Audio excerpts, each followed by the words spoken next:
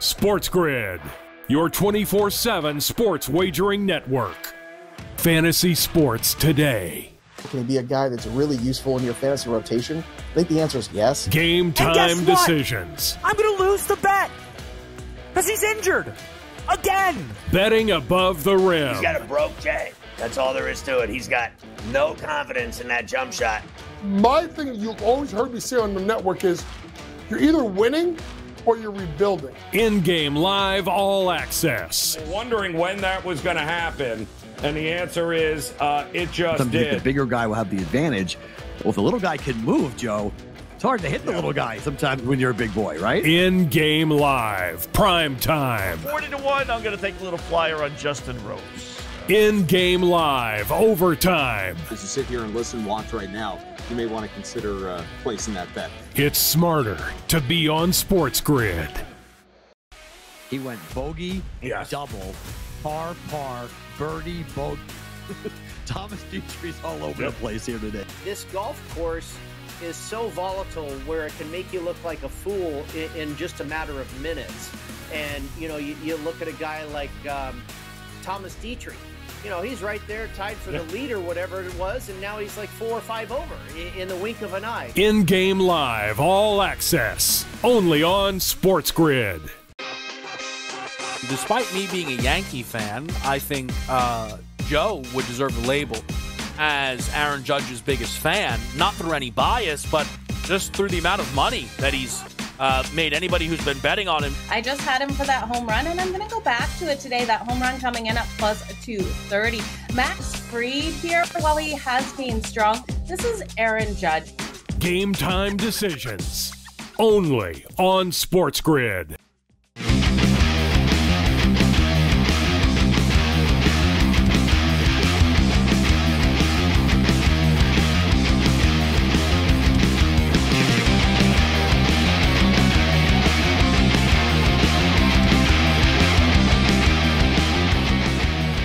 Welcome to an all-new episode of Bare Knuckle Fighting Main Event here on SportsGrid. I am Brian Ciano. Thank you so much for joining us as we take our weekly look at everything going on in the world of the Bare Knuckle Fighting Championships. And we had tons of action, huge card, Hollywood, Florida, down at the Hard Rock. They love to go there, and it always seems like we get some great fights when they do, and it was no exception this past weekend.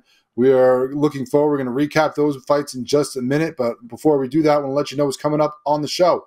We're going to be talking about that, obviously, and we're going to be talking about a lot of angles, a lot of fights to cover in that card, and we'll be talking to some of the people involved in that. We'll be talking to BKFC broadcaster Chris Lights Out Lytle. You know him, you love him. We have him on all the time to break down. We just had him break down it last week about these fights, and now we got to get his reaction because that fight card was that good that, you know what, you got to catch right back up with Lights Out Lytle and see what he saw ringside as he called all the action in those 3 title fights. Then we'll talk to the champ. Which one? King Kai Hefty Bag Stewart. He's going to be joining us once again. We talked to him a couple weeks ago before this fight. We'll find out how he feels after that battle against Duran. A lot tougher than maybe he expected. Some good shots were thrown by his opponent early on. Of course, he cruises to the unanimous decision victory. Gets 2 knockdowns. Should have been 3. We'll talk about that in just a moment. But great performance by Montana's own. And we will get him on the hooks here and find out how he feels, what he thinks about that fight as he was going through it, and what's coming up next for him. We saw what it probably is as it walked into the cage, but we'll see how he feels about that stare down and if that's the fight that he wants and how he feels about it coming up a little later after we do a double shot with our man Chris Lights Out Lytle. And then we'll finish up talking to someone who might be in the line now for a title. Obviously, is one of the top-ranked women in the flyweight division. Now, could easily be number 1. Right now, she's number 3, but she has plenty of claim to be number 1, holding a victory over the one who currently holds that spot, and that will be Christine Vicens, who's going to be joining us again after we just talked to her before her fight, see how she's feeling, see what she felt through that first round, the first round victory over Melanie Shaw, the TKO after the round as Shaw does not answer the bell. Great first round by Christine, and we'll talk to her about that fight later on in the show as well. And then we'll close out with a bit of disappointing news. As one of the guys we've had on the show plenty of times, one of the most entertaining, exciting, and ambassadors, biggest ambassadors for the BKFC, is in a lot of hot water right now, and it seems like we may not see him inside the ring for quite a bit. He was already recovering from injury. Now going to be recovering and having plenty of time to rest because of something else that is going on outside. And we will talk about that later on to close out the show. But first off, like we said, let's recap this fight card. So many great fights. Might as well get right into it. At the top, featherweight title on the line. King Kai Hefty Bag Stewart was defending his title against Brian El Gallo Duran in Duran's hometown, Miami. Fans were against him. You know, it was going to be hard. He wasn't going to have a friendly face in the bunch, except maybe his girlfriend, who he revealed. You know, we saw him, saying how much he loved her. He's making an Instagram post after a couple weeks ago. He's talking about, just keeping her out of the limelight, protecting her. Now we have met the lovely Mrs. Stewart, and or maybe down the line, Mrs. Stewart. Not yet, of course. Let's not rush things. But she was there, and probably the only person besides his corner that was backing him up. The rest were there for Duran. The odds were in the favor of Duran, and in the end, Hefty Bag Stewart proves them all wrong once again. Still undefeated, 6-0. We'll talk to him about that later on, but it was again a clinic, essentially. We saw that against Howard H.D. Davis, another Miami product, where he picked him apart, did what he wanted to do to retain that title. He does it again. The first round was a little tougher. Hefty Bag was ducking that head. Looked almost like he was going to go back to those wrestling days and try a takedown. Does not, but gets inside. Tries to avoid the big shots of Duran, who was throwing big shots throughout the fight. A couple landed in that first round. There were some good shots. Honestly, I might give that first round to Duran for the shots that he landed. After that, the next four, all in the favor of the champion, who just cruises, does his thing, lands some great shots himself, gets 3 knockdowns. Only 2 were counted by the ref. The second round one had a little short uppercut / hook that he threw with that left hand that should have been a knockdown. Was ruled to slip erroneously, but the ref was a little bit out of position on that one. But gets 2 knockdowns, so 2 10-8 rounds. Could have had 3 10-8 rounds.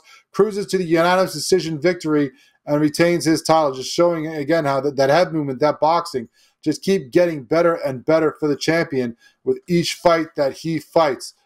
And once again, holding on to that title, still featherweight champ, giving a lot of love and respect after the fight to his opponent as well, who had a lot of bad blood beforehand. Then, before that, we had an upset. Not according to the odds. Again, we were talking about how the top 2 fights, the odds were in the favor of the challenger. No respect for the champion. In this case, they were right. Very surprising how this one went. Yeah, Rockstar Richardson fighting against Alberto Blas. Blas, the Cuban-born fighter who lives and trains in Miami. Crowd in his favor again. Another situation where the champion going into hostile territory. And it was even more hostile in the ring than it was outside, because Blas makes quick work in the first round of Rockstar Richardson and had him in trouble from very early on. He landed a short shot that at first I thought could have been ruled to slip. Then when you see the replay, it was obviously a knockdown. Rockstar Richardson jumps right back up, probably too quickly. He gets the 8 count and gets right back into it, but wasn't right from that point on, because then a second knockdown occurs. This time, he starts trying to take the ref down to get the single leg takedown. It wasn't just grabs the leg and then, oh no, it's the ref, my bad, move on. Practically carried the ref across the ring trying to take him down. Finally, comes to his senses, realizes it's not his opponent, and it's not an MMA fight. Gets reset, gets dropped a third time, and this time, when the ref jumps in, and he gets right back up, and before the ref can even start the count, obviously he's trying to jump right back into fighting. Ref calls it off because he's obviously not in his sound mind. He starts trying to throw punches at the ref, just reactionary, not even knowing what's going on.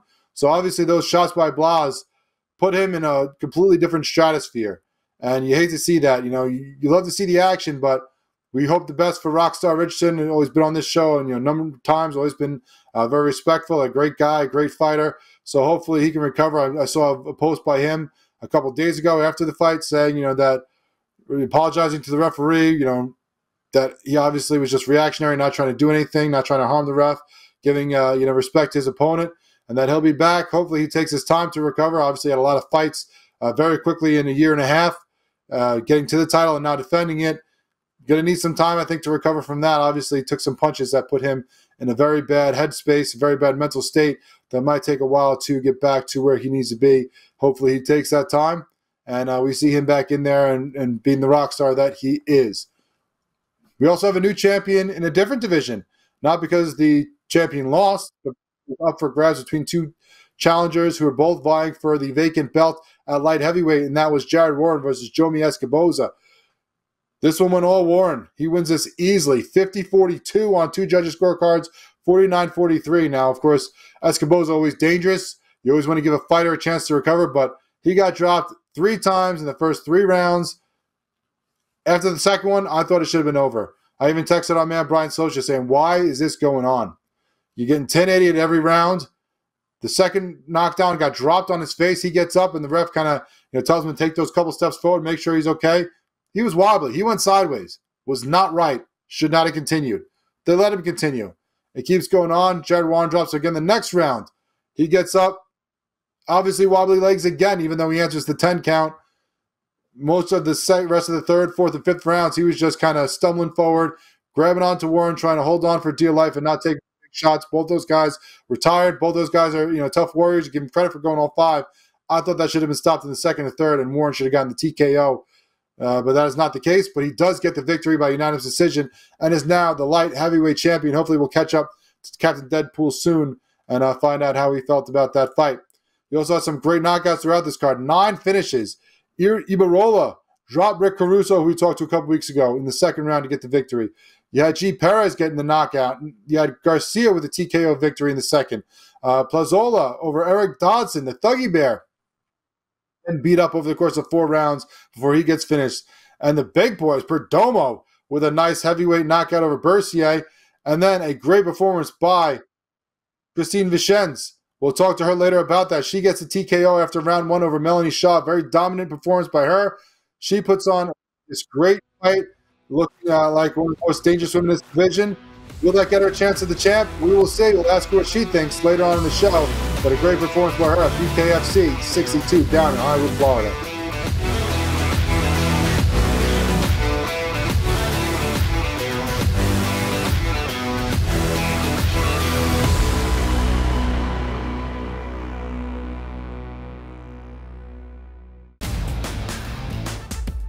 Technically, despite having the most wins in both the AL and all of Major League Baseball, 52 of them for New York, no longer the best winning percentage. You expect your front offices to hit that gas pedal when it comes time to get a better team on the field post All-Star break, because the one thing that you know from the Yankees and the Orioles is what, Ben? You're going to fight with each other throughout the stretch here, and you want home field advantage. The Early Line, only on SportsGrid. You know, this guy is the mad scientist. I mean, he's all about green density. So in my mind, I feel like he's going to have the green speeds dialed in and the angles he needs to land them and all that sort of stuff. I feel like he's going to be a good spot and playing the course well. And he's going to be hitting less club into a lot of these par 3s too. So I just, we're talking about using a live guy. I love Bryson this week. I'm riding with Bryson. Only on SportsGrid. This new sports integrity partnership, Genius Sports, is involved in this. More protection. They said that's going to allow them to beef up their protection and add more integrity monitoring tools to essentially catch bad behavior before it happens. This comes, obviously, after a just ton of scandals we've had across sports betting lately, whether it's the MLB umpire, Pat Hobert. Newswire, only on SportsGrid. Despite me being a Yankee fan, I think Joe would deserve the label as Aaron Judge's biggest fan, not through any bias, but just through the amount of money that he's made anybody who's been betting on him. I just had him for that home run, and I'm going to go back to it today. That home run coming in at plus 230. Max Fried here, while he has gained strong, this is Aaron Judge. Game time decisions, only on SportsGrid.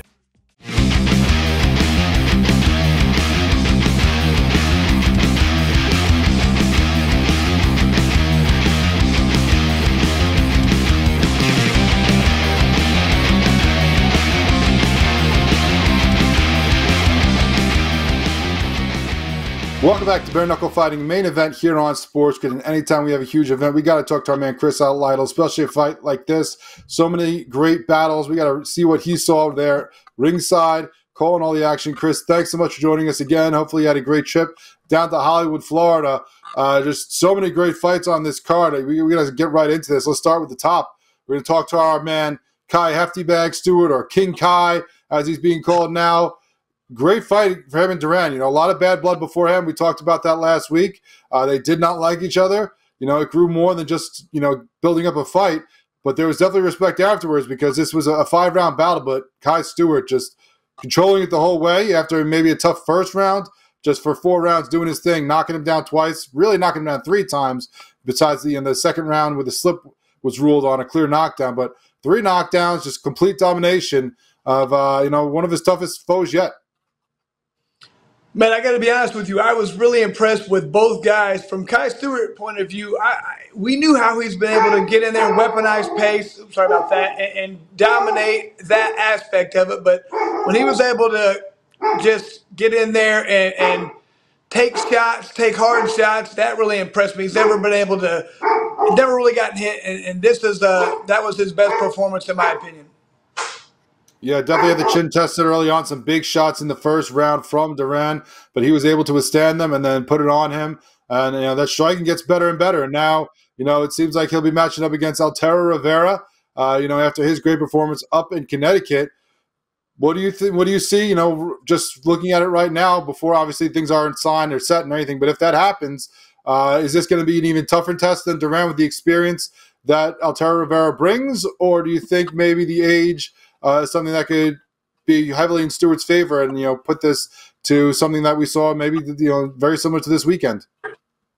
That's a totally different style of fight, because when you have a Brian Durant just hard hitting power, coming out with power shots the whole time. Rivera doesn't do that. He's more combinations. Get inside, land some body to the punches, combos, quickness, speed, but just being a fighter for a long time at a high level. So it's a totally different style fight. But Kai's been able to really impress me with his ability to be outside, moving inside, getting back outside, controlling the range. And every time you throw a punch at him, he throws 2-pack. That very interesting fight, because, like I said, different style. It's easier when you got a guy throwing heavy punches at you to counter and come back. A little bit more difficult when you got a guy who's throwing combinations, because if he's throwing 3 punches, you're trying to counter in between, or you open yourself up. So that could be a very interesting fight. Yeah, very precise striker Rivera is as well. You're not one of these wild swingers like a Duran. He's gonna make you pay for it, and sometimes it's the punch that doesn't seem that big that's gonna hurt you the most, because it's just so technically sound. So I can't wait to see that fight. Speaking of guys getting hurt by some big punches, Rockstar Richardson, the former champion, got a bunch of big shots landed on him in that bantamweight championship belt. Blaze now the champion. I mean, that first one, I first thought that was a slip on the first one. Then you see the replay, and obviously he got caught with the little short shot. The second one, he's trying to take down the ref, and somehow that still continues, even though it practically carries the ref halfway across the cage. Obviously not in his sound mind at the time. And then after the third knockdown, tries to fight the ref. I mean, he's been a great fighter for the BKFC, but that was tough to watch, that continuing as far as it did, because obviously he was not in his right mind at the times after some of those big punches by Blas, who is now the champion and put on a great performance against a tough opponent. I mean, Richardson was battle tested. That was the thing about that fight. I thought, okay, he's been in some wars. His first fight against Skyger's one of the best ones we've seen. He's had some quick knockouts. He's done a lot of good things. I thought, this guy's tough as nails. I want to see how this fight goes, because we've never seen Blas pass around. Who knows what he has? Maybe he gasses out after one round. Maybe he gets hit hard, he turns around and runs. We don't know. Didn't happen. I mean, he walked through Richardson, and that shocked me. He had fast hands, they're accurate. He's a great wrestler, great athlete. We knew that. I think his hands have gotten so much better, because you saw, like you talked about, that little short right hook. Boom.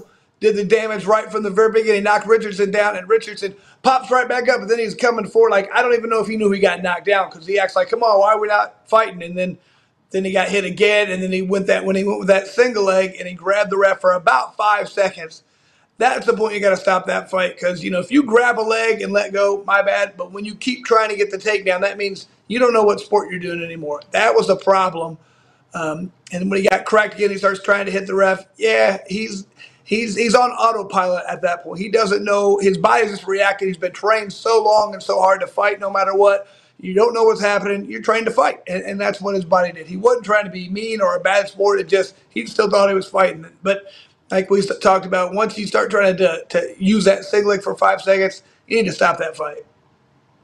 Yeah, I mean, a great performance by Blas, and hopefully Rockstar Richardson's able to recover and, put on some great performances again in the future. But, obviously, very tough fight for him. But, he's a tough guy. I'm sure he's seen much worse, through his life. So he'll be back soon, probably. But no rush back. Make sure he's healthy and ready to go. Speaking of, when I was a little questioning, I actually texted our boy Brian Socha during this fight, the light heavyweight battle between Warren and Escoboza.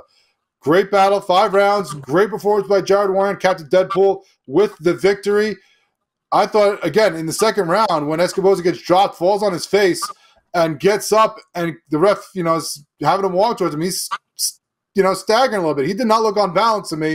Lets the fight continue. The third round gets dropped again off balance, just like kind of leaning and clutching on Warren, just trying to survive. It goes all 5. I thought that could have been stopped in the second, or at least the third, after some great shots by Captain Deadpool, who seemed to just be in control of that from, early on in the first round.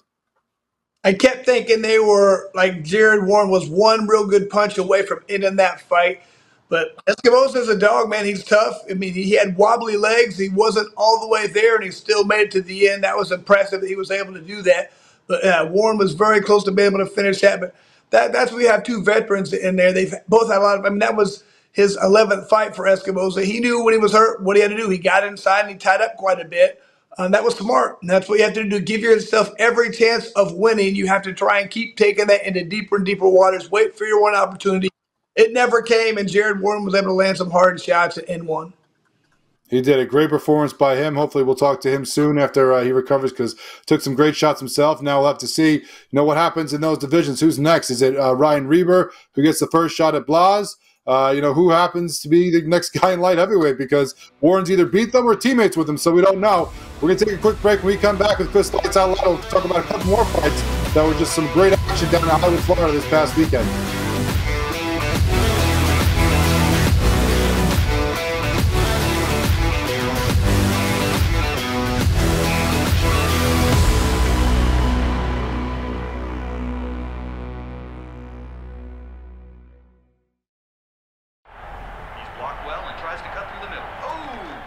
Your gut says Miami is going to win, and you should take the over. Your gut also said your NFT selfies would only go up in value. They didn't. But your head is on SportsGrid and knows the QB is in concussion protocol. The backup has a 45 QBR against the zone coverage. The New York D has the most sacks in the league. So yeah, trust your head. It's smarter to be on SportsGrid. There is going to be an energy to game time decisions that you will feel night in and night out. We're going to go through every single thing, and I've got a great team behind me that's going to help me get the job done. I want this to be the place that people come to. We are going to hit every single one of those markets that you need to know about. There is not going to be a better place, I promise you, than Game Time Decisions. We will have everything at our disposal, and we will use that to our advantage. I'm Kevin Walsh. Tune into Game Time Decisions from 6 to 8 p.m. Eastern on SportsGrid.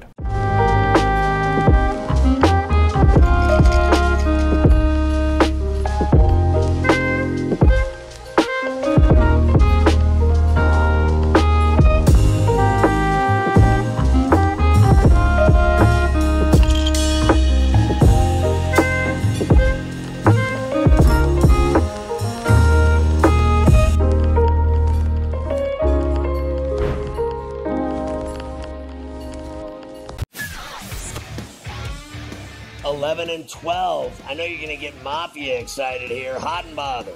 You got to put Aaron Rodgers here and the Jets at 11. I would put him higher, but again, he barely played football last season. They've addressed their offensive line. It's not going to be great. The depth at wide receiver is a problem for me. Defense, perhaps the best in the National Football League. If Rodgers plays 14 games, they're probably going to win that division over the Bills. Pharrell Coast to Coast, only on SportsGrid.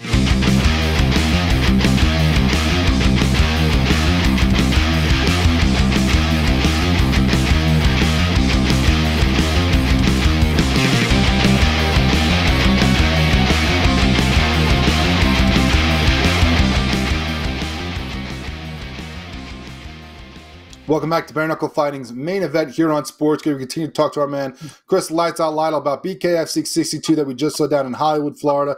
A lot of great action. We talked about some of the top fights. I mean, just a lot of action overall in this one. 9 finishes, some great battles back and forth. Even in the this decision, you even had a split decision with Wanya, the already superstar Reed, pulling out a close split decision there to finish off the prelims. Had some great knockouts as well, as we said. We've talked about a couple of them. Some other ones, Ibarola dropping Caruso was a big blow. You had Perdomo getting the big knocked out over Bercier, who, it's always good to take, the attention of the men in charge. And, of course, Dave Feldman always there. I'm sure he loved that. But you saw Conor McGregor reacting to that as well, the new part owner of the BKFC, to a guy like Perdomo, who's just on a tear through those heavyweights. I'm sure we'll see him high on a card soon. But one more fight I wanted to bring up before we moved on to some fights that we're going to see coming down the line, Chris, is the ladies' fight. We talked about it, how important it could be. Vicenz against Shaw. Vicenz dominates. It was a great first round. I'm not even going to say dominate. She had a great first round. I was a little surprised that in between rounds there in the corner that Shaw just said she had nothing left. It wasn't like she was getting pummeled at the end of that first round. I don't know if there was some injury. Maybe you could shed some light on us for that. If there was maybe someone with a broken jaw or nose or somewhere that might have made her not wanting to keep going. But a great performance by Vicenz. And we said if she has a good stoppage win early on, that maybe she could jump Jadmasan Wong and get the title shot against the Misfit as she holds that win over Wong, even though she is lower in the rankings. Tell me about that fight. Tell me what you saw and what happened in that corner in between rounds. And do you think Vicenz did enough to jump to the top of the list for the next title contender against the Misfit? Man, Vicenz looked fantastic, came out there and landed some very devastating shots. I noticed when Shaw was fighting, she got wobbled a few times, and usually you don't see her get wobbled. So the way she was standing, the way she was getting hit, the way she was reacting, I was like, she's a little bit hurt right now. And when she was hurt, she came to her corner at the end, and I don't know if they felt something like maybe she couldn't win or she was hurt more than we thought, but I could tell she wasn't acting like she normally does. Usually she walks through punches. Vicenz was hitting her with some power shots, and a lot of times you'll have a fight when you continue to take a lot of hard shots, maybe like the Bret Hart fight. Maybe she never really recovered from that, and it doesn't take as much to rock her, or maybe Vicenz hit her with some harder shots. I'm not sure, but whatever it was, she was not able to continue the second round. That's what I thought. When she was walking back, I said, man, she's hurt. She's still hurt more than people think. I didn't know she was going to be hurt that bad to finish the fight, but she was. Vicenz could very easily go over the top and take that fight from Wong because, she looked so good. But, it's tough. Wong's been a little bit more active. I think she probably has a little bit more notoriety. I think that fight probably makes a little bit more sense at this point. But I think Vicenz is right there on her heels ready to take over if she's not ready to do that fight. Well, no matter which lady it is that gets that title shot, we're looking forward to seeing the Misfit defend once again. Both of them obviously very deserving fighters, have put on some great performances in the BKFC and been impressive, just dominating some of these other women that have been put up against them. Before we let you go, though, I want to talk about, touch on some of these fights. Obviously, we'll talk more and more as we get close to these fights. We're going to have a couple weeks off before we go back out to California in July, but we just found out some other fights coming down the line towards the end of summer into the beginning of fall. And, speaking of the ladies, speaking of Britain Hart, she's going to be defending her title next against Taylor Starling. It's been a while since we've seen the champion defend. Starling, obviously had her, troubles, the back-to-back losses up at 125, dropped to 115, beat Jenny Savage, and now she gets the next shot at Britain Hart in August out there in Sturgis. Going to be hanging out with the bikes. What a great idea. Look, we're being actually smart. We're a good organization. What we do, we have a bunch of bikers out there. We put two attractive females out there. Then we have a bunch of big guys with tattoos all over them. They know their target audience. They know what they're doing. They're putting on some unbelievable fights for Sturgis, and I think it's going to be a great card. And it's going to be a violent card, too. You've seen some of the other fights on there. You got Dyer on there. Shoemaker and Burns rematching in heavyweight. You got Lozano. Watson, there are plenty of fighters there that love to throw down, mix, fight in the phone booth, brawl it out. So we're going to enjoy that. Also, we found out Kansas City, August 16th, you're going to have Lindsay versus Brito. I mean, a couple months ago, you would have said, oh, man, this isn't a good fight. What are you going to do this to El Bandito? But the way he looked in his return, him against Shake Lindsay, that could be very violent, very entertaining for everybody. I've been talking to Elvin. He's like, man, I'm not fighting like that anymore. I'm not fighting to try and outpummel people. I'm fighting to take people out. They're going to take away decisions for me. I'm not letting it happen again. I said, that's perfect. That's what I've been telling all the fighters at the right before the fight. Whenever I talk to them, I say, do not try and win decisions. Somebody's going to be disappointed. They're going to be complaining about it. I don't want to hear it because right now, go out there and try and knock people out. Well, we'll see if he can do that August 16th out in Kansas City. Chris, lights out, Lionel. Thanks so much for joining us, my man. We'll talk to you again soon here on SportsGrid.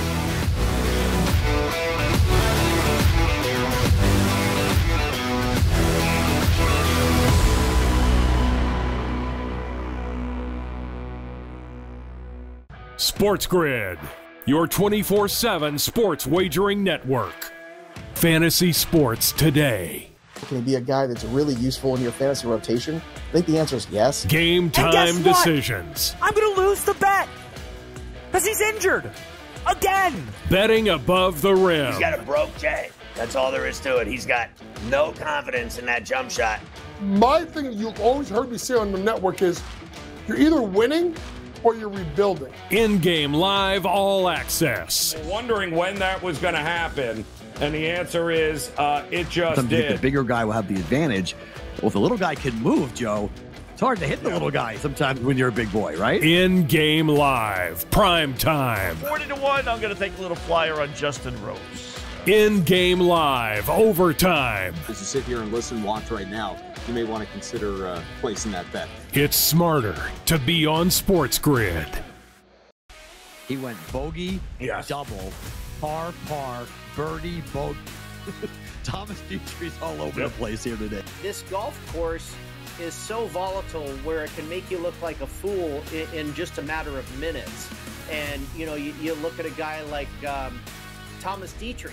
You know, he's right there tied for the lead or whatever it was, and now he's like 4 or 5 over in the wink of an eye. In-game live, all access, only on SportsGrid. Despite me being a Yankee fan, I think Joe would deserve the label as Aaron Judge's biggest fan, not through any bias, but just through the amount of money that he's made anybody who's been betting on him. I just had him for that home run, and I'm going to go back to it today. That home run coming in at plus 230. Max Fried here, while he has gained strong. This is Aaron Judge. Game time decisions, only on SportsGrid.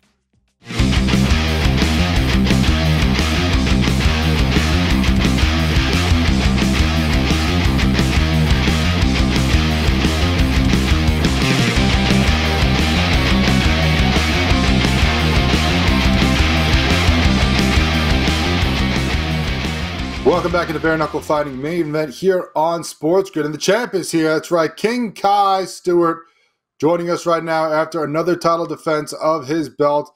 A very impressive performance down in Miami. Once again, going into enemy territory and just shutting up all the fans there, doing his thing. Kai, thanks so much for joining us. We appreciate your time, my man. How are you feeling a couple days after that fight? That was a tough battle. I mean, you clearly won it. You swept the judges' scorecards pretty easily, but he landed some good shots. How are you feeling after that? I feel incredibly good. The face after a bare knuckle fight usually never feels the best, but on the inside, I'm feeling incredible. I went out there. I set a goal. I set a challenging goal going into the Lions' Den, and we took that win. I got to impress my idol Conor McGregor, and everything else is history, and now it's time to just remain the king of the BKFC. You continue to do so, and we'll talk about your next challenge later on, as that stepped into the cage right after that fight. But talking about this fight with Duran, a lot of bad blood between you guys coming into this. Sometimes it's just hyping a fight. Sometimes clearly, like it was with this one, you guys really did not like each other. You grew to not like each other. But after the fight, a lot of respect. Did he give you a lot tougher fight than you expected from him, or did you know that this was probably going to have a good chance of going the distance? I do know that from my coach's perspective, I didn't know any of this until like after the fight, but this was the fight everybody was a little bit worried about. We knew that if we went 5 rounds, we were going to have it in the bag, but the first 2 or 3 rounds were scary. He packed his punch. It was the hardest I've ever been. It's the hardest I've ever been hit, and they were worried. I wasn't worried. I knew it was going to happen. I did take big shots. My head got snapped back. Everybody says, "Damn, your chin was finally tested." And it's not a great thing getting hit in the head, but now I know. I've been in those situations. I've been rocked. I've been hit hard, and I kept moving forward. So it was a very, very big learning fight for me as well. I learned that, I can take those shots. I can take those shots and keep moving forward. So I was really proud of myself to go through that adversity and just remain the dog that I am, moving directly forward.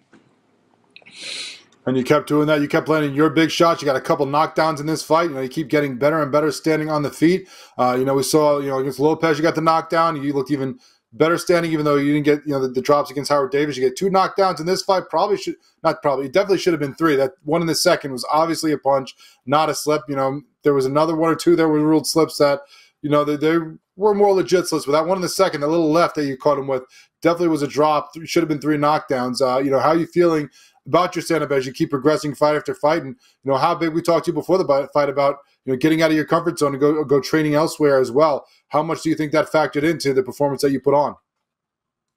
Well, full disclosure, I told everybody that I wasn't going to clinch. I was going to try to box, and, it got to my head. The full game plan was to be inside and pulling his head down and clinching and making it dirty. And, rewatching the fight, I must have knew that I had a KO bonus signed, and I was really chasing it. And we didn't get the KO, but I really did show that I can box. I can stand and bang. I can stand out front. I can go left and right. I can make sure that as long as I'm moving, you're not hitting me. And I was landing big shots. Finally, like, my boxing is coming to fruition, and I'm only 24 years old, so I still have so much room to grow, and I will grow, and those knockouts will come. I'm really hoping that I can get a little gym out of there to make sure that we make it worth it. But I do want to show that I'm a complete fighter, and I'm the best fighter in BKFC,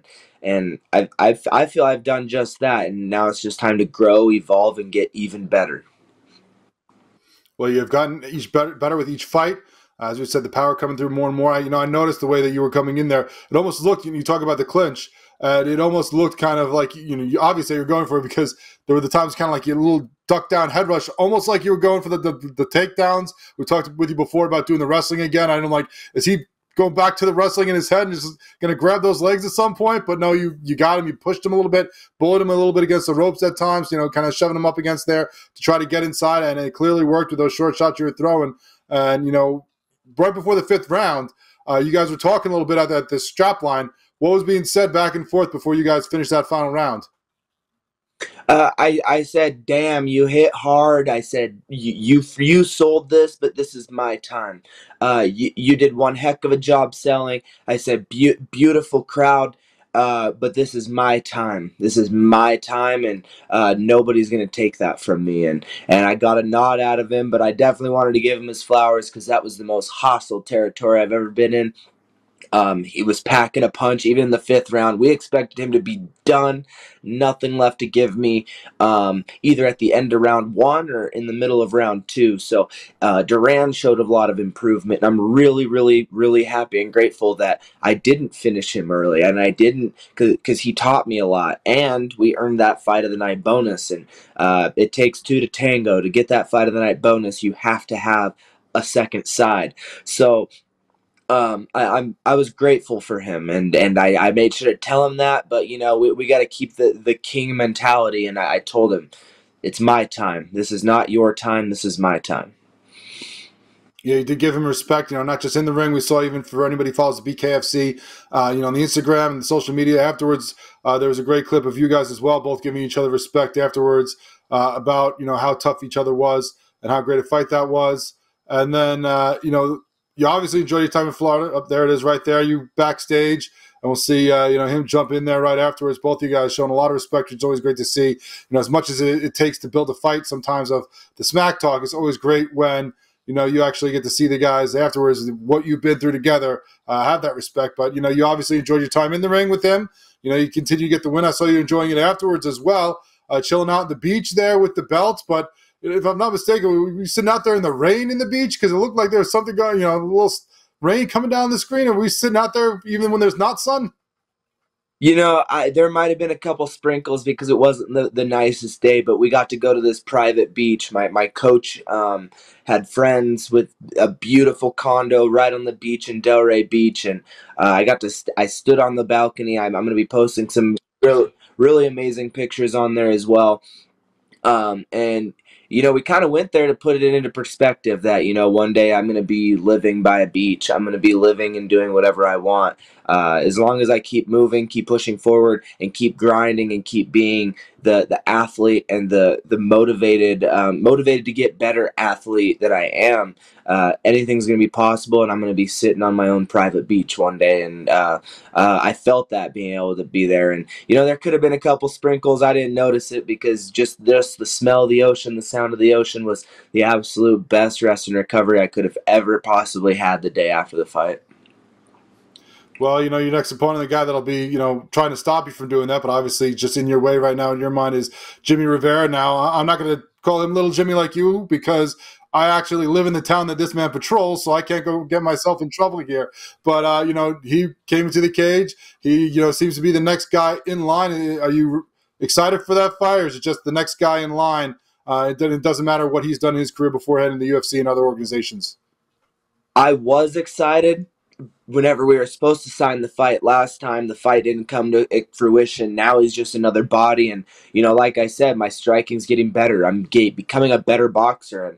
And I do think that this is Jimmy Rivera's time to get knocked out. I just know that I'm better than him. It's young gun versus old buck. And it's time for the old buck to head on down the road and never look back. So he's done. And I'm going to remain the king of the BKFC for a long, long time. Well, King Kai, King Hefty Bag Stewart, we appreciate your time. Great fight, great performance against Duran. Proving once again why you are the champion. We look forward to seeing you two match up, whoever or whenever that may be next.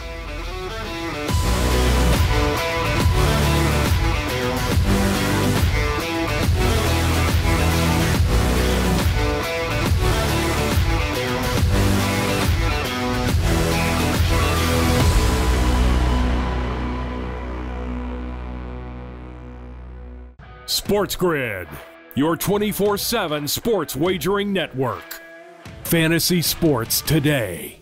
Can he be a guy that's really useful in your fantasy rotation? I think the answer is yes. Game time decisions. I'm going to lose the bet because he's injured again. Betting above the rim. He's got a broke J. That's all there is to it. He's got no confidence in that jump shot. My thing you've always heard me say on the network is you're either winning or you're rebuilding. In-game live all access. Wondering when that was going to happen, and the answer is it just Sometimes did. The bigger guy will have the advantage. Well, if the little guy can move, Joe, it's hard to hit the little guy sometimes when you're a big boy, right? In-game live, prime time. 40-1, I'm going to take a little flyer on Justin Rose. In-game live, overtime. As you sit here and listen, watch right now, you may want to consider placing that bet. It's smarter to be on SportsGrid. He went bogey, double, par, birdie, bogey.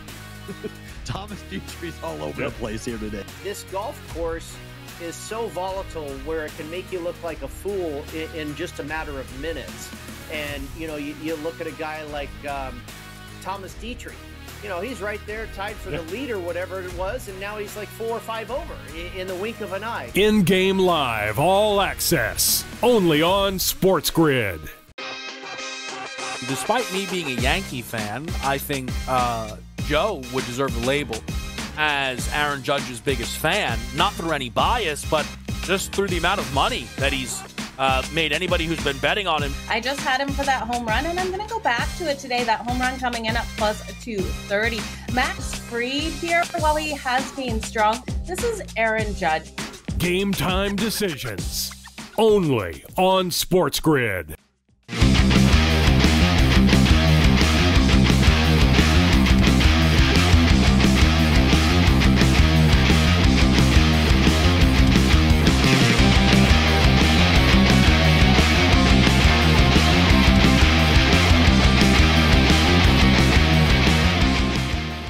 Welcome back to Bare Knuckle Fighting main event here on Sports. We're going to continue to talk about BKFC 62 down in Hollywood, Florida. It was an awesome fight card. Lots of great performances. We talked about those title fights and how good they were. One of the other fights that was, probably a title eliminator maybe, or at least you give this woman a shot at that championship belt, is Christine Vichens, who joins us now. We just talked to her a couple weeks ago. about the fight. Looking forward to it last week. Now she joins us after the fight. A great performance by her against Melanie Shaw. Christine, thanks so much for your time again. We appreciate you coming back on. Was nice, great performance by you. 1 round and done. She didn't answer the bell after that first round. Why don't you tell us how you felt about that fight early on? I mean, it was tough. She kept kind of grabbing and clutching and trying to get you in the clinch a little bit more than you probably wanted. But whenever you got that space, you seemed to land some great shots on her. Yeah, well, thank you for having me back.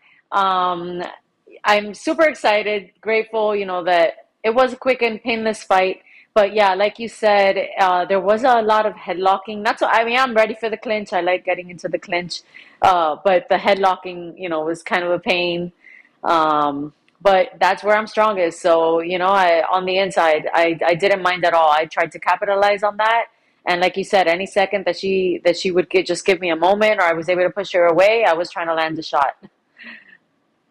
And you certainly did. You made it eat some big shots, and those obviously with a difference. Were you surprised by it ending in between the rounds like that? Because you put on some good shots early in the round. Obviously, you did some damage, but it wasn't, like a situation where towards the end of the round, all of a sudden you're just pummeling her with a huge combo that she just can't, get away from, and then saved by the bell. It was some good back and forth still. You're staring each other down. You go into the break, and then all of a sudden she just doesn't want to continue it. What were you seeing from your perspective through that first round, and then were you surprised by how it ended? Yeah, it did surprise me because Melanie overall is known for being super tough. I didn't expect for her. I know she didn't, she's not a quitter. I know it wasn't something that she probably would have done if she had control. But yes, I was surprised. I know that she's just someone that keeps coming forward. So I know that we had exchanges. I know I was landing the better shots. I think I was landing powerful shots. But I did expect her to come out in round 2. I think it's just, for her safety. She wasn't feeling well. I saw that she was said that she was dizzy. The room was spinning, and the doctor and her corner at that point called it, which I think is a safe call. We don't want anyone to ever get hurt inside the ring, extremely hurt. So yeah, it was a surprise. Again, I would have liked to showcase more of my skills. I definitely have gas in the tank to go for 5 rounds. I wanted. There was so much that I worked on this camp that I really wish I could have put out there. The first round is always just a feeler. You're getting the nerves out, just trying to feel out your opponent. After that, I was really ready to show, what I had in my tool belt. But with that being said, I hope she's okay. It was a surprise. To answer your question, it was a surprise. I know Melanie's really tough, and she doesn't back down or stop coming forward. No, I mean, in her last fight against Britain Hart, she had a tooth get knocked down and was still fighting. So, we know how tough she is. No one could ever take that away from her, and you had a great respect for her, as you said. You posted about it afterwards about, anyone who gets in there, obviously you have respect for, but especially, someone like you who's a fellow mom who has to, work your training and your career around everything else you have going between your kids, or, even with you, even more so with your business and all the things going on, and that she had to come all the way to your territory, 4,000 miles away, that you showed that you have a lot of respect for her, not just in the ring, but afterwards as well on social media. Yeah, absolutely. For her and for any other, BKFC in general, it's tough, man. You have to be a different kind of individual to get into the squared circle, especially women, we're the underdogs generally. So any woman, I know there's always trash talking, and it looks like there's, animosity between other fighters sometimes. And at the end of the day, I respect all the women that get in there, of course, once it's in the ring, nothing else matters. We're there to win and to do what we do. But outside of the ring, we're humans, we're mothers, we're wives, we work our asses off just to be able to set the bar, or to meet the bar, in an industry that's dominated by male in general. So my respect to anyone in this sport, especially the women. Absolutely. It takes a lot for anybody to do it. But as you said, when you have so many other things going on as well at home, that distraction that could take you away, but you still performed at a great level. And, we talked to you about your family and how important they are to you. How great was it for you to have them there? Saw the post of them all there supporting you. Was that the first time that you let the kids come and watch mom do what she does, or have they been there before? They were there for the Sundance fight, the last fight, but unfortunately they kept waiting for me all night, and I never got to make my I never got to go out to the ring and fight.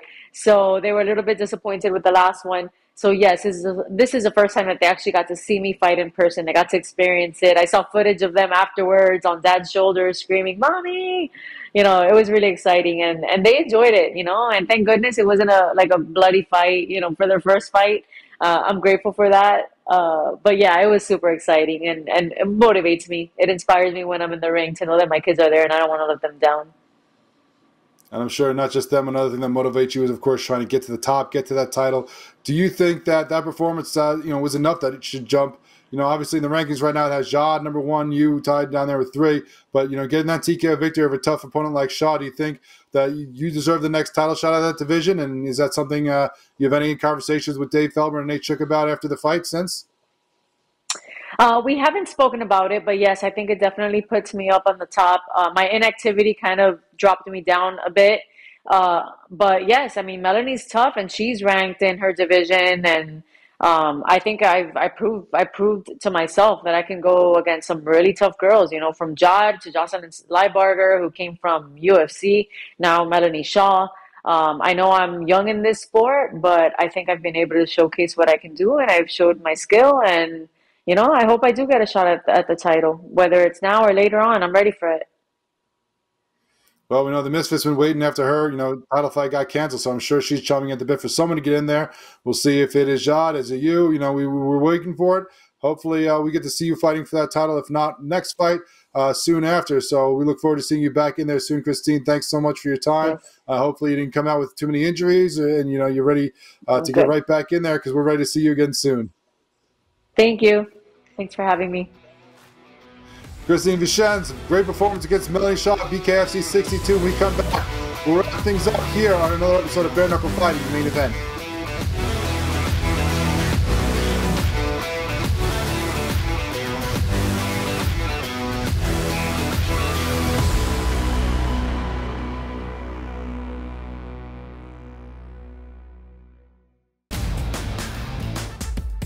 Technically, despite having the most wins in both the AL and all of Major League Baseball, 52 of them for New York, no longer the best winning percentage. You expect your front offices to hit that gas pedal when it comes time to get a better team on the field post All-Star break, because the one thing that you know from the Yankees and the Orioles is what, Ben?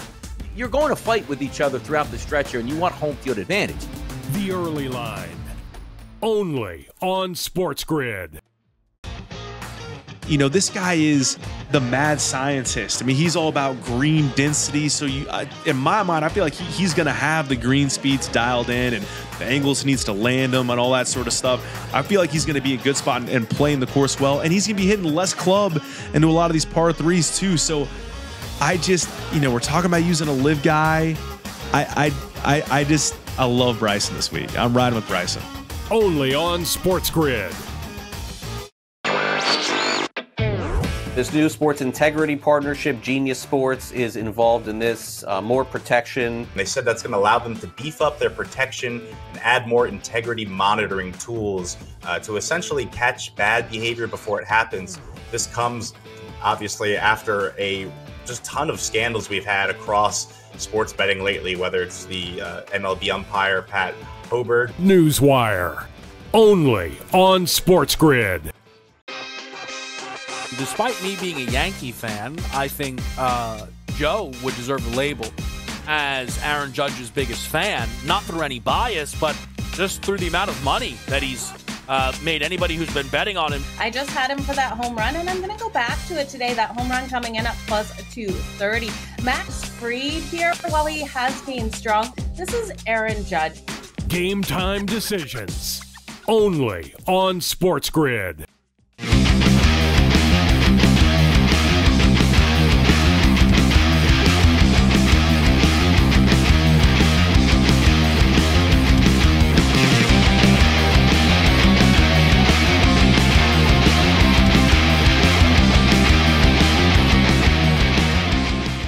Welcome back to Bare Knuckle Fighting main event as we wrap up another episode. So many great fights this past weekend we got to talk about. Appreciate all our guests who came on to talk about them. Chris Lights Out Lytle, the BKFC broadcaster, always there calling all the action. Great to always pick his brain and find out what he saw close up that we might not have seen on the broadcast. And some great fights to break down with him and talk about and enjoy. And we look forward to seeing him again in a couple weeks when we get that card July 12th out in California. He'll, of course, be right back on the call. Great to catch up with the champion, King Kai Heftybag Stewart.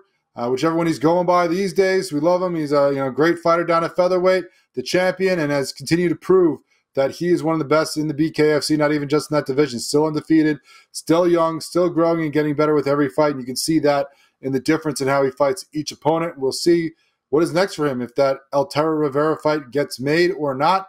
Obviously, it seems like that's something the BKFC wants to have happen, as put them together in the squared circle after his defense over Duran. When? Where? All remains to be seen, but we hopefully will get that fight soon. I'm sure both those guys, once they're healed up from their action, are chomping at the bit to get back in there and put on a show once again. And then great to catch up with Christine Vicenz, who, of course, we just talked to last week, but had a great performance against Melanie Shaw. We had to see how she felt about that. And, hearing from her that she thinks that was good enough to put her back on top of these rankings and get her a shot at the Misfit, who I'm sure is chomping at the bit to get a fight going. It's been a long time, and had, of course, that fight canceled against Heather Hardy. I'm sure she's looking to get back in there soon. There's been a bunch of cards that have been announced coming up over the next couple months. We'll see if we can get her together on one of those with either Jean Masang Wong, who's been waiting after her fight for a couple months, or Christine Vicenz after her great performance this past weekend down in her hometown of Hollywood, Florida. Unfortunately, now what we have to talk about is something a little more somber, a little more sad, a little depressing to talk about, because it involves one of the better fighters in the BKFC, one of the best fighters, pound for pound, former double champion who was trying to be triple champion, Lorenzo Hunt, as we have learned more and more details over these last few weeks that California State Athletic Commission came out against Lorenzo after his fight out at Knuckle Mania 4, saying that he had samples that tested positive for banned substances. Of course, we talked before the fight about how, putting on that weight, how hard that could be to go from being a 205 fighter to fighting guys who could be as high as 265. And we saw, the muscle build on him. We thought it looked great. We put in that work. According to this, there could have been other factors in that, as the California State Athletic Commission sent him a notice saying, that they had the positive tests. And they gave him options in that letter. You can go find it on the Athletic Commission's site. You can download the whole meeting notes if you want from back on June 10th, where they basically, alerted him beforehand, like, hey, this happened. These are your options. You need to pay this fine and get this suspension, or, before I believe it was the 17th, or after the 17th, you got to pay this fine, get this suspension, and do a whole bunch of testing to make sure you're clean before your next fight. Well, it apparently has happened that Lorenzo Hunt was not at that meeting. He did not show up for that. And, he put up a post, a little ambiguous about this, saying, that everyone's trying to take him down, but it's not the truth. And we'll see the truth coming out later on. But we have not heard specifically from him anything about it.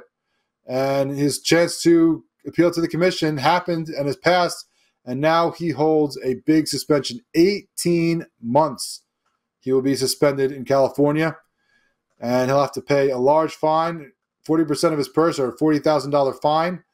And he'll also have to do drug testing himself to prove that he is clean before he can be licensed again by California. He has to pay $500 for the drug test that they administered, and then he has to have 6 negative WADA tests at his expense, before he can be cleared to fight in California again. Now, I'm sure a lot of people are saying, okay, well, BKFC fights all over. Take him somewhere else. Well, problem is a lot of those commissions, when you're on all these boxing commissions, if one suspends you, most times the other ones will follow suit with that.